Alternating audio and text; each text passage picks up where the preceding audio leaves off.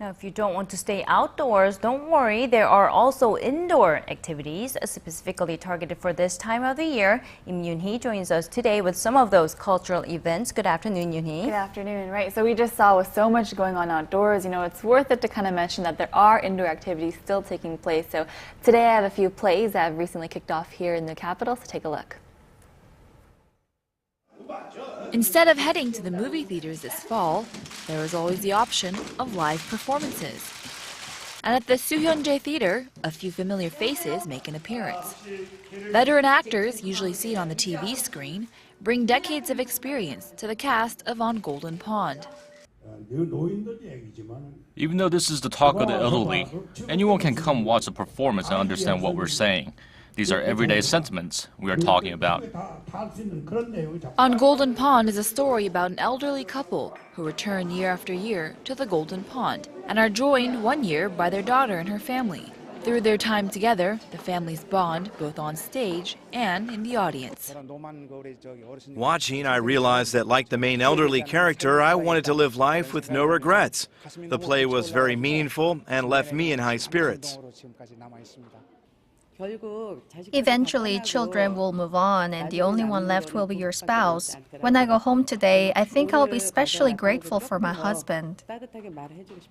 Sometimes, a slower pace can leave a more lasting impression. The sad play follows the story of a couple with a bleak future ahead, one where they must part forever. But they go through their grief with composure and grace, and most of all love, as they face a challenge together. It's a play that stays true to its name, but also gives the audience a reason to pause and think. A play that uniquely illustrates some of the darker truths of our society, about split families and outcasts. The Invisible Man shows that even though family can be a source of life and strength, it can also be complicated. Nowadays, the idea of a traditional family is something that needs to be addressed. So this play illustrates a real family with real meaning and worth. Even though everything seems at peace, there's always risk. Our society is like that. Even our families are like that, which is what I want to really take to heart. So that play, The Invisible Man, seems to be a good play to go watch with the family, with the whole family. Right, a good excuse. Families here in Korea, they're so busy, with work, lessons, tutoring, and so things like these plays really make you, spend more time with your family and just pause and take a break. And so with The Invisible Man, it's actually received quite a bit of attention recently in festivals and events because it takes a very unique approach to this idea and it's a very unique approach to theater and to play as well.